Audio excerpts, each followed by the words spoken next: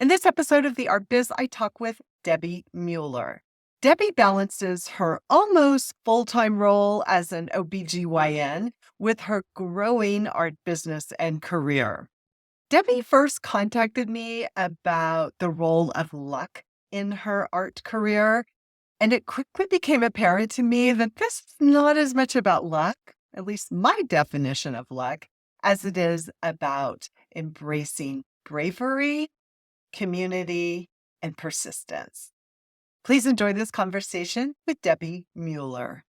Hi, Debbie. Welcome to the Art Biz. Thank you so much, Alyson. I'm so happy to be here. I'm glad that you're here. Give everyone a brief background of your artist journey to this point.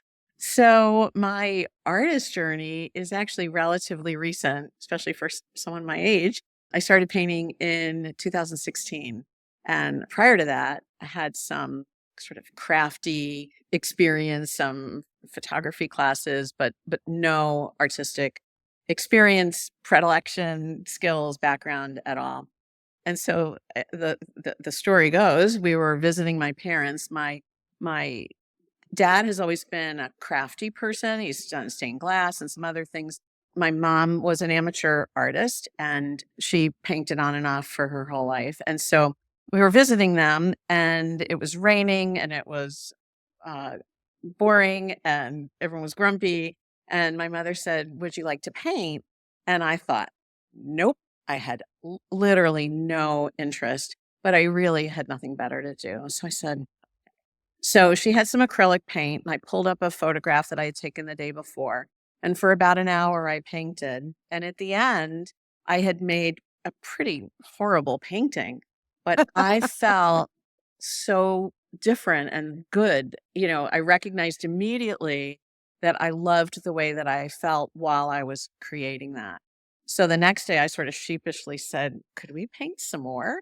And we did another. And when I came home, I thought, I think I'd like to buy some paint. So I knew nothing. I bought the 48 color acrylic kit at Michael's because I didn't know about mixing color or anything. And so after kind of muddling along for a couple of months, copying some of my photographs, I thought I probably should take a class. So that's kind of what started me. I enrolled in a sort of community art school, very basic painting class. I had a neighbor at the time who is a wonderful painter. And so I could kind of see what she was doing. And she was taking classes with really well-established and skilled artists. And she was going on painting workshops. And I thought, oh, I think I'll dive into that a little bit. And that's what got me started. You were hooked. I was, totally.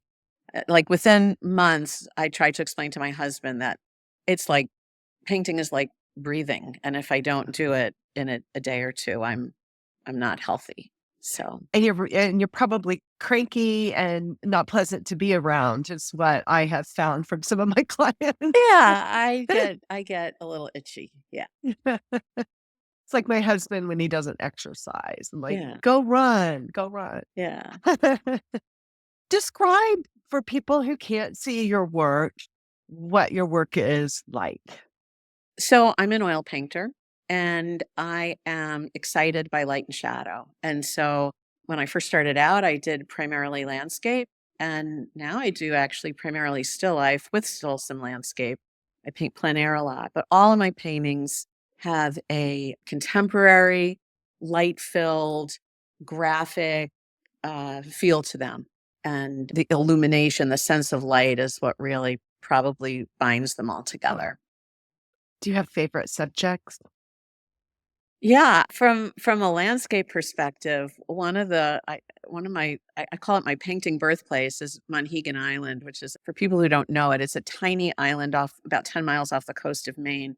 And it's been a home for painters for over 100 years. And some of the really just important painters of our time and our times past have gone there. And there's a lighthouse at the very top of the island, and the lighthouse keeper's house is this very typical white clapboard with a red roof, buildings added on to buildings. So there's all these interesting angles. And I've painted that, I don't know how many times now, and I don't get tired of it. And so that's become a favorite. And then from the still life perspective, I love mid-century modern. And So I've collected a lot of really fun mid-century objects, and I like painting those. Oh, I love that. I love that. Before you were painting, and still currently, you're a physician. I am. I'm an OB-GYN, and so I've been practicing for a very long time, first in Connecticut, now here in New Hampshire. About 4 years ago, partly because of my desire to do more painting, but also just because delivering babies is really difficult, really stressful, and I just got to the point at my age, at this time in my life where I wanted to sleep in my own bed at night and reduce the stress that I felt in my life. So about 4.5 years ago, I took a new job in Wolfboro, New Hampshire, working at a small critical access hospital and just doing gynecology. And I'm working almost full time, but I push it into 3 days. So I work at that for 3 days, and then I have 4 days of the week for art. Wow. Yeah. So you have two almost full-time jobs. Yeah. And How has I've never been happier. Oh, So that's so awesome. I can see it's it in your face. yeah, it's really How great. has being a physician and that background contributed to your learning art or practicing it or your business, any of that? Yeah. So in terms of learning art, I mean, in some ways it doesn't relate at all. Like there's not much that I've learned as a physician that then got directly translated. And people always say, well, you're a gynecologist. Why don't you paint the nude figure? Like all that anatomy and stuff, but it's just not where my heart is. But certainly becoming a physician requires a lot of study, dedication, passion, time, commitment. And so, those things are in me and I've just turned them towards art. From the business standpoint, there was absolutely nothing that translated because at least when I went to medical school, we didn't have any classes on this is how you should run your practice, this is how to promote your practice. In fact, advertising for physicians was considered immoral when I graduated medical school. And so it was not okay. Nothing more than word of mouth was considered an appropriate way to promote your practice. So that was also a big learning curve, was understanding how to be a small business person and be an artist and promote and market and all that. You said when you emailed me that you wanted to talk about luck, Yeah. and you've described yourself as a lucky artist, but Yeah. you also emphasize that this luck is hard earned. Say more about this. So I was thinking about this, and there are a few ways where I truly was lucky. And so, first and foremost, I was lucky that day with my mother was rainy. I mean, that was pure luck.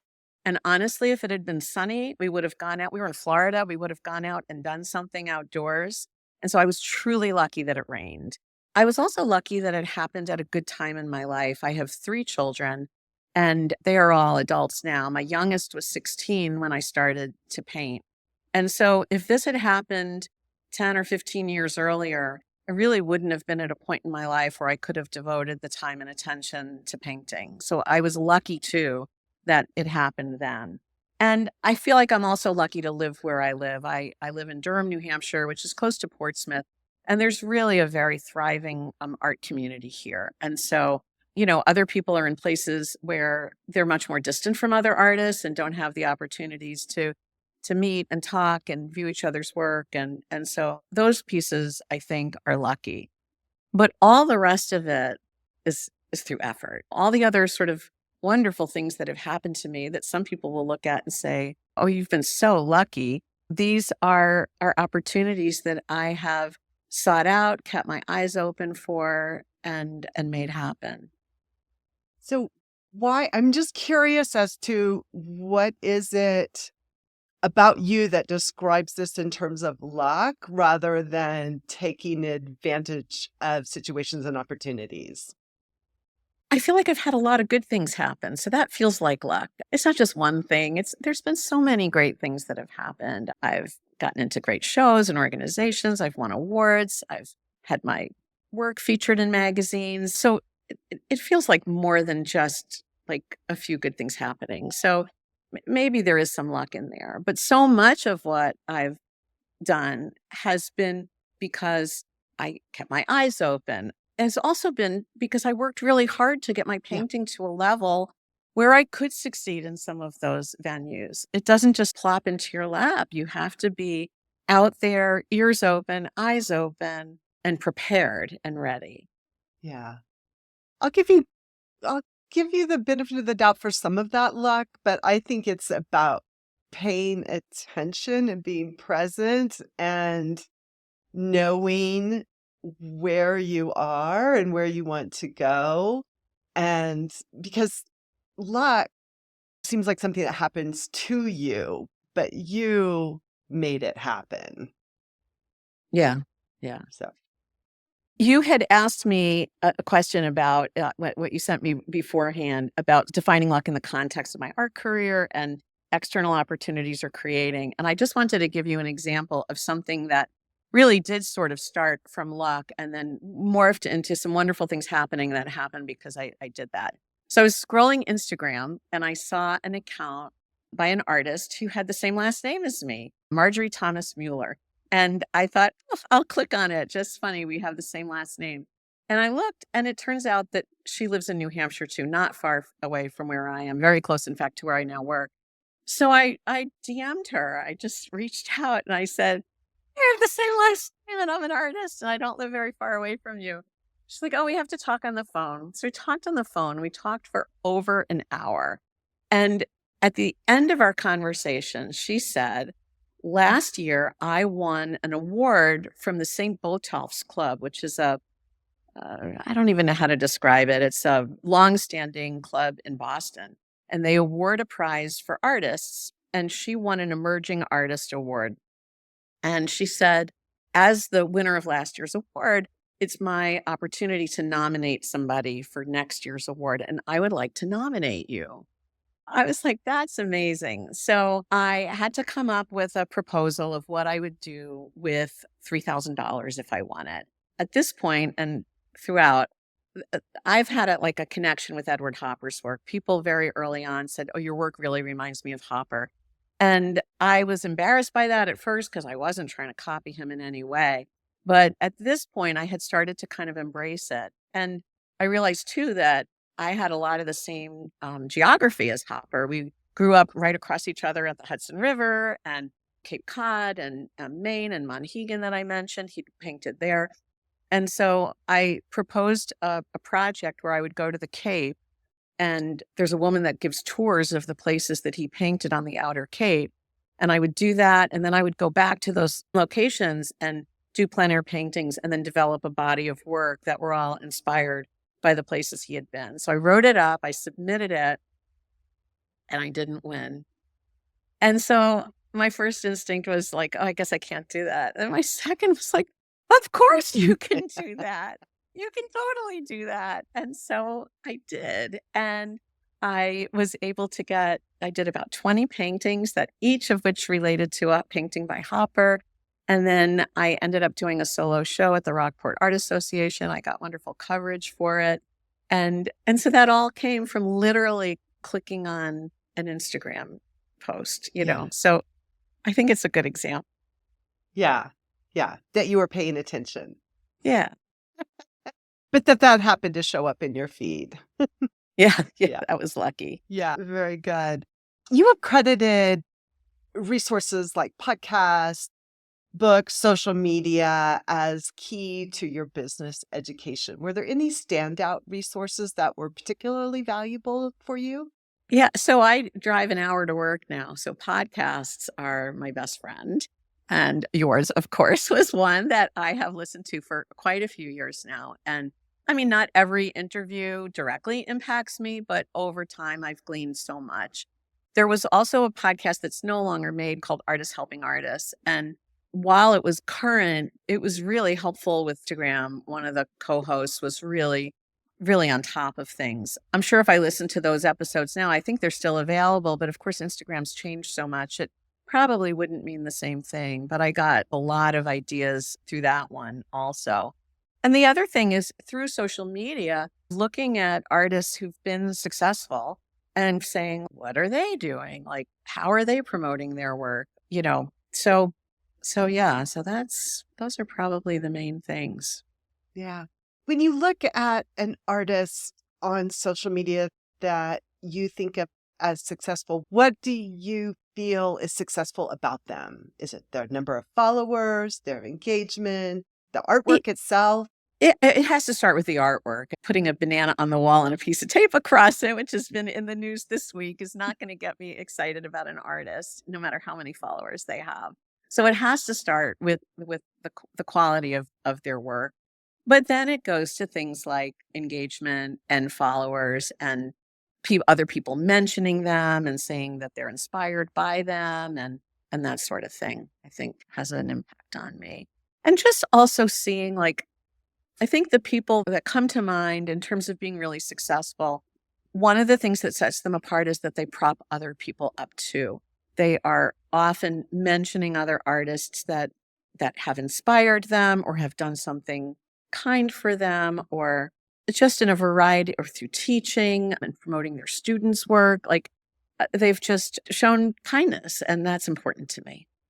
Oh, I love that. And I'm just going to put an exclamation point on it Thank you. that the successful artists you admire are generous to other artists, giving credit, sharing, etc. Yeah. Yeah, Yeah. that's really beautiful. So, because you have practically two full-time jobs, how are you balancing your time between, first of all, between the two, you have 3 days at the doctor job Yep. and 2 days a week for your art, or do you work Well, more than that? 4. I mean, weekends are pretty art filled. My husband's really, really generous about that. It's Thanksgiving week. I'm really not going to paint today. I'm not going to paint tomorrow. Probably won't paint Friday. We're going to see my dad. There's times that family absolutely comes first. If I say I'm going to do some painting today, I might paint for 2 or 3 hours and then have time to do the other things that I need to do. The only time that I consistently paint during the days that I work, I've done the Strata Easel Challenge. This will be my 8th year doing it. And so for the month of January, I will do a painting every single day, including the days that I'm at work. And that can be very challenging because sometimes I don't get home until close to 8 o'clock. But it's been such a wonderful experience in my growth as an artist, and joyful. I sell the pieces at a lower price, and then I donate 31% of the 31 days of paintings to a different charity each year. So I really look forward to it. So that's the exception. That's really wonderful. I don't know about that challenge. I know about a lot of challenges, but I don't know about that particular one. What is it that is so joyful for you about that? So it's put on by the Strata Easel Company. Brian Mark Taylor is a company that makes wonderful plein air easels. And so they do it twice a year in September and January. And everybody doing it is challenged to draw or paint from life every day for the full month. And then you post it to social media with a hashtag so that they can track it.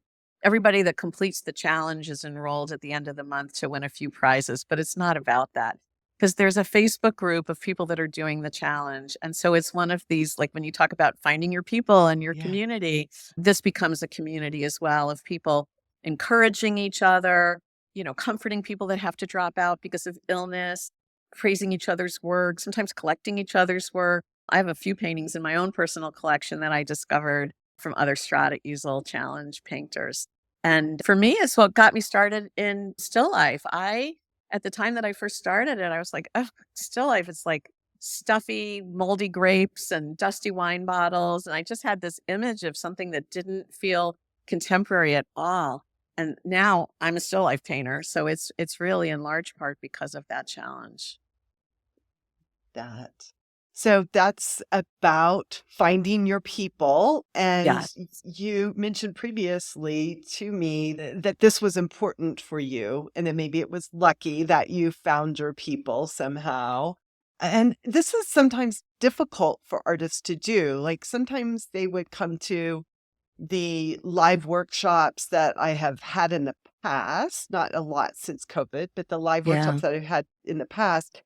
And they were like, I didn't know that there were people, these were my people and they get Yeah. me. And yeah. Yeah. So, how did you find your people? So, I mean, first I mentioned that I live in an area with a lot of artists. Going to painting workshops, I mean, those slowed down during COVID, but they're right back up there. And so doing an in-person workshop, there's such a bonding that happens when you're learning with other people and being vulnerable because you're oftentimes trying something new.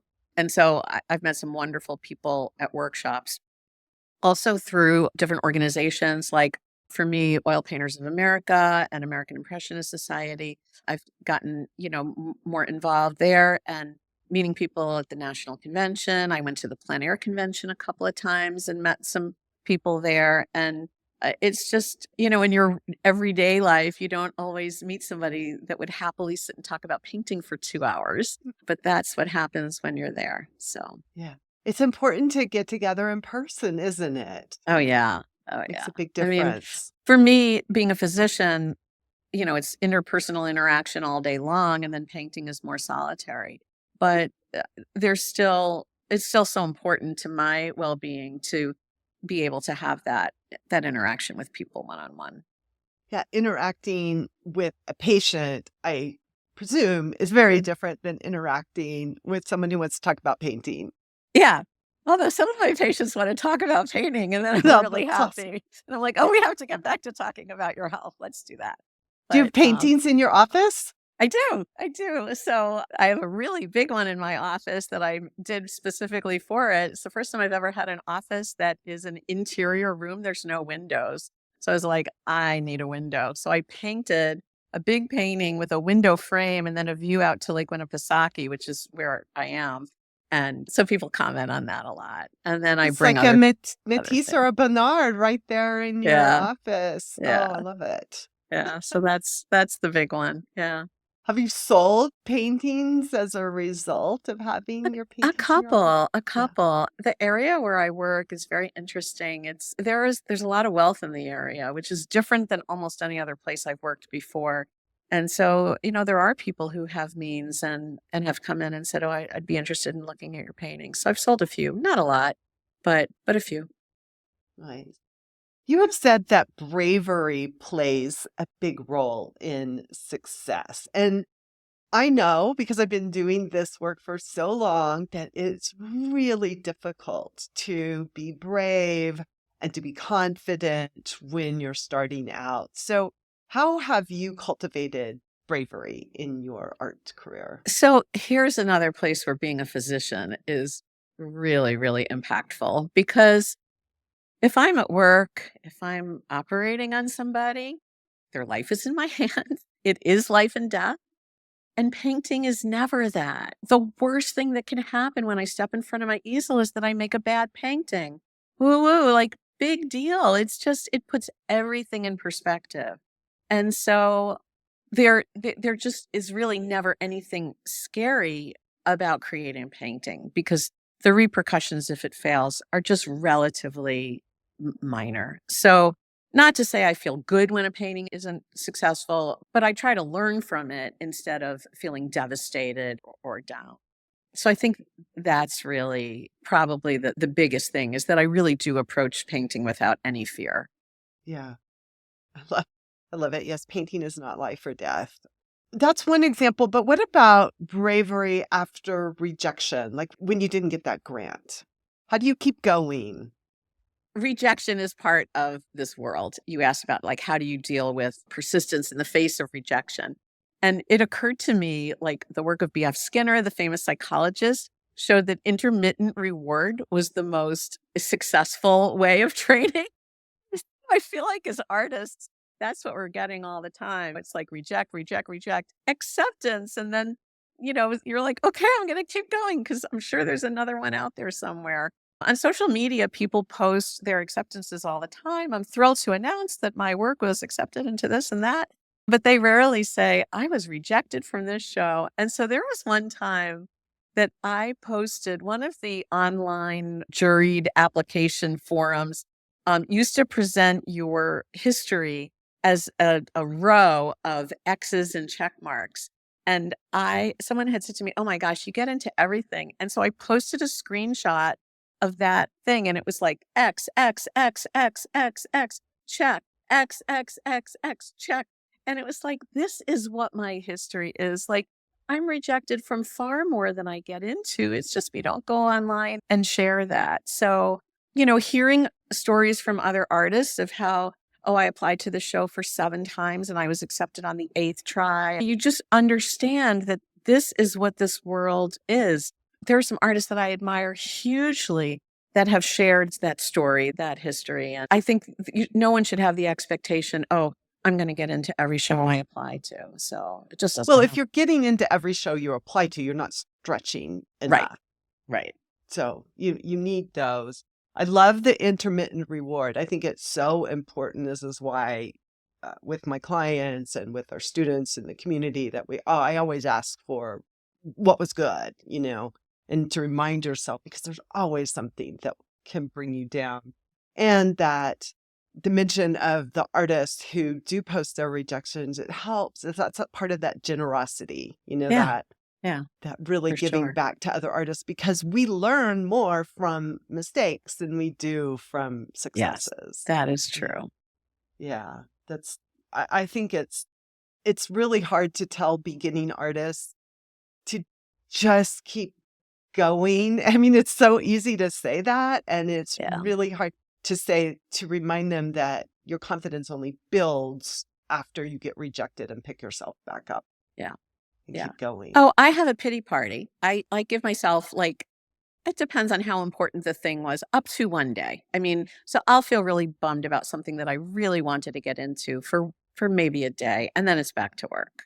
So Yeah. I like that you allow yourself to do that. Yeah. I'm human. Yeah. Yeah. Absolutely. So can you talk about a time when you put yourself out there, even if it was uncomfortable for you? Yeah. So I recently taught my first workshop, and it came from the owner of Slow River Studios in Topsfield, Massachusetts. We had met, we had actually both studied with Sarah Sedgwick, who's a wonderful still life painter. And she said to me, I think you'd be a great teacher. And I was like, oh. And so, of course, I'm not worthy. I'm not good enough. My first instincts were to really question whether I was ready to do it. And then the more I thought about it, I thought, no, I really feel like I am. And so I put a lot of effort into preparing for this 2-day workshop with some good presentations and a plan where my students could be successful and still have fun, and wanted to make sure that there was also a social element to it and some of that bonding experience we were talking about earlier. And then at the end of the workshop, I asked my students for feedback, and it was tremendous. It was really, really positive, really, really positive. And so, it was scary to do it. I mean, I feel like as a physician, what I do with patients is educate them all the time. So it wasn't so much that teaching felt out of my wheelhouse, but certainly teaching to a group and teaching art. And so now I have 2 or 3 more workshops lined up and some presentations. And so I think this will grow. I really enjoyed it. Yeah. That's great. That's great. Congratulations on Thanks. that. You have achieved a lot in just a short period of time. How do you set goals? Do you sit down certain times of year and set goals for yourself? I can't say that I'm like that person that says, okay, 2025, what are the specific goals? I have some goals that are achievable, but don't necessarily have a perfect time frame that you can put on them. In terms of saying this will happen in this 1 year, it might take 2, it might take 3 years, but there's that short term or medium term goal. I can't say that I have these huge, lofty, long term goals other than to continue to grow as an artist and see where things lead me. I don't care if I'm ever in a museum.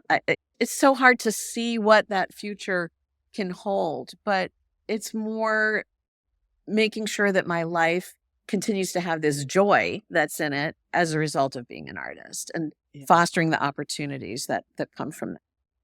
Yeah. It occurs to me while listening to you that your art is a way for you to connect with the world, as it is with so many artists, that you didn't have while being a physician. But it Yeah.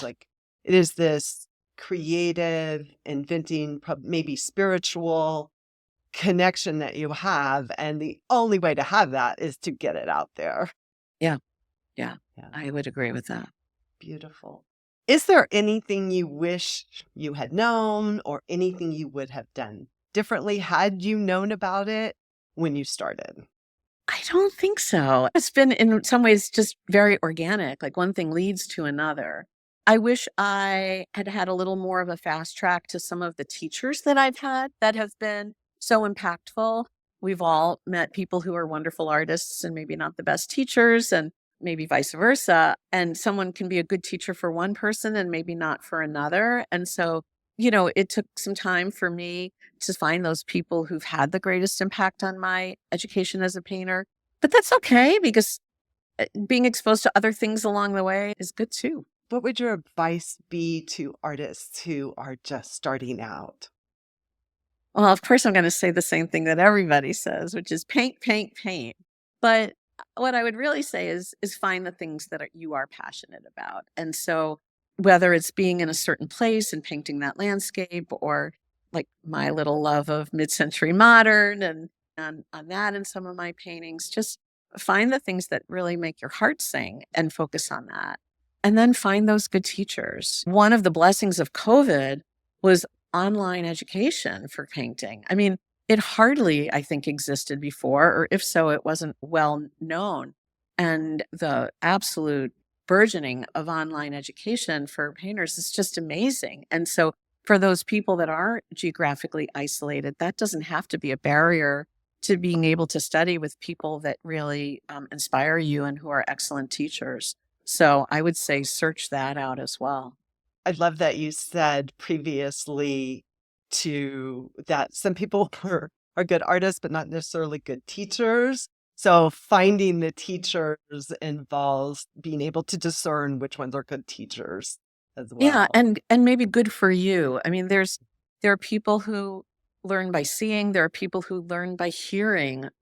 It's uh, or, I remember one of my earliest teachers kind of started a painting with a very like a wipeout kind of method, and it was very amorphous, and the structure of the painting gradually built itself as time went on. And I love this person's work, but I just almost immediately realized it's not going to work for me at this point where I am. One of the biggest challenges I had when I started to paint was that I didn't know how to draw. I didn't know how to draw at all. If you were to look at some of my early paintings, they're horrible because there's no perspective and things are drawn wonky. So to be able to sort of autocorrect as I went wasn't going to work for me. I needed to start with a structure that I could correct and modify and then move on from there. So I think it's helpful to try to understand what your own needs are as a student. Yeah.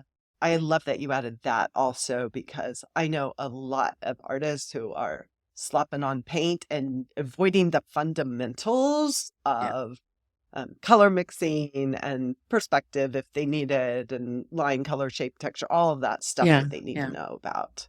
Yeah. Yeah. In fact, in the workshop that I taught, the whole sort of point of it was that I recommend, and the way that I paint is I do one of those things at a time. I think about design.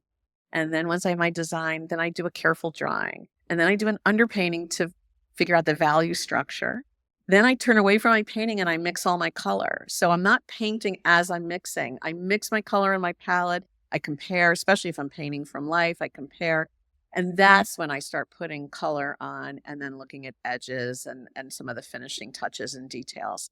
But it lets, for me, for my brain, I'm thinking about one thing at a time. And that's, I think, helpful. Yeah. Yeah. We all learn differently. All right, Debbie, what are you looking forward to in 2025?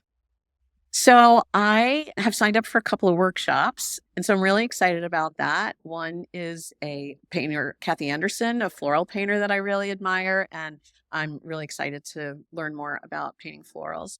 And the other, I think, is going to be an opportunity to be disrupted a little bit and challenged and uncomfortable. It's a workshop with Doug Fryer, Charlie Hunter, and Larry Moore that they're team teaching. And like I said, they're going to throw me off my horse. And so I'm interested to see what that's like.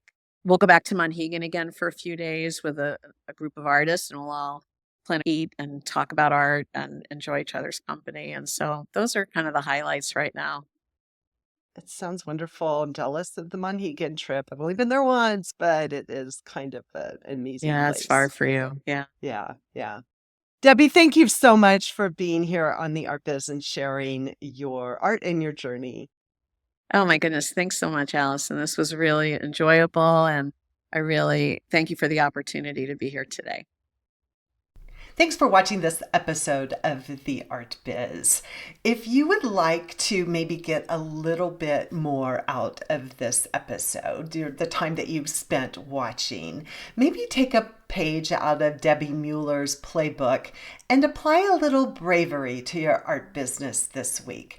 Maybe it's sending that newsletter that you've been meaning to send, or maybe it's applying for a show, or perhaps it's following up with a lead that has gone quiet. Do it this week. It might be a little uncomfortable, but it's especially important that you do it if it's a little uncomfortable. That means it's a space for growth.